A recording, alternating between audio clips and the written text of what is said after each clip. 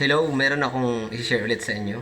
Meron kasi nag-comment dun sa video ko na ang sabi niya ay nilinis na po ni Kristo yan. Tapos tinanong ko siya, anong talata po hindi po nilinis ni Kristo yan? Ang sagot niya ay, basahin mo boss, Gawa Gs verse 12 to 15. Yung tinutukoy po niya dito ay yung tungkol sa pangitain ni Pedro nung nagutos ang Diyos na ipangaral din ang ebanghelyo para sa mga hintil sa pamamagitan ni Cornelio at ni Pedro. Ang sinasabi po din sa talata ng Gawa Gs ay ganito.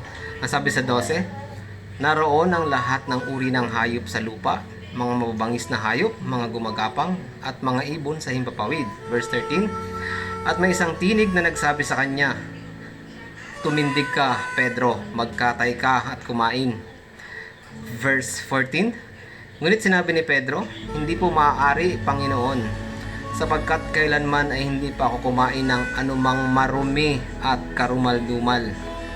And verse 15, at muling nagsalita sa kanya ang tinig, sa ikalawang pagkakataon, ang nilinis ng Diyos ay huwag mong ituring na marumi. Base po dun sa kapatid na nag-comment, ang ibig sabihin po niya ay yun daw mga marurumi at karumal-dumal na hayop ay nilinis ng Panginoon. Ginawa niyang literal yung meaning ng pangitain ni Pedro. Ang tanong ko po ay, meron bang pangitain na literal na nangyayari? Kaya nga po pangitain ibig sabihin merong ibang pinakakahulugan yung mga salita or yung mga bagay na nangyari. Kung totoong literal na nilinis na yung mga hayop na marumi at karumulduman, hindi nyo ba napansin na ang binanggit lang na hayop doon ay yung mga hayop sa lupa? Tapos yung mga gumagapang at ibon sa himpapawid? Hindi nyo ba napansin na bakit wala doon yung mga hayop sa tubig? Di ba may mga marurumi at karumal-dumal din doon? So, ibig sabihin, yung mga hayop doon ay nananatiling marumi. Bakit hindi nilinis lahat? Di ba? Ang malinaw po doon sa kabuuan ng gawa ay kung babasahin mo ng buo, wala kang mababasa na ang nilinis doon ay mga hayop. Kasi ito ay tumutukoy sa mga tao, sa mga hintil.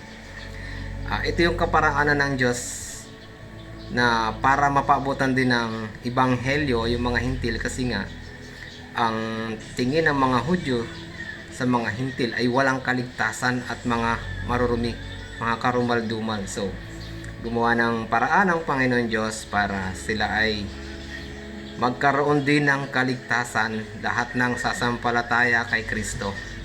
Kaya nga nung nakarating na si Pedro sa bahay ni Cornelio, doon niya napagtanto yung ibig sabihin nung pangitain niya. Mababasa natin yun sa Gawa Gs, talatang 28. Ang sabi doon ay, hindi dapat ituring na karumal-dumal o marumi ang sinumang tao. At saka doon sa talatang Gs 34, yun yung talaga yung conclusion ni Pedro Ang sinasabi doon ay, at ibinuka ni Pedro ang kanyang bibig at sinabi, tunay ngang napag-unawa ko na ang Diyos ay hindi nagtatangi ng mga tao. Malinaw na malinaw po yan. Ang gawin yung pag-aaral ay basahin nyo ng buo, yung buong chapter, para maintindihan nyo ng maigi. Hindi po pwedeng pagkabasa mo, narinig mo doon sa mga ngaral mo, nabasa mo yung ilang verse lang, tapos may conclusion agad. Maling pag-aaral po yun. Hindi mo talaga maunawaan kapag hindi mo binasa yung buong chapter. Maaring inililigaw ka lang ng mga ngaral nyo. At hindi rin po pwedeng matututo ka lang sa pakikinig. At hindi lahat ng mapapakinggan mo na aral ay totoo. Ang challenge ko doon sa nag-comment, basahin mo ng buo yung buong chapter ng Gawa Gs. At balikan mo ako kung ano yung natutunan mo pag nabasa mo ng buo. Doon mo mapapatunayan na mali yung pagkaunawa mo at mali yung itinuro ng mga ngaral sa iyo. Paglaanan po natin ng oras yung pagbabasa ng Biblia para mas maunawaan po natin yun. God bless po sa atin lahat.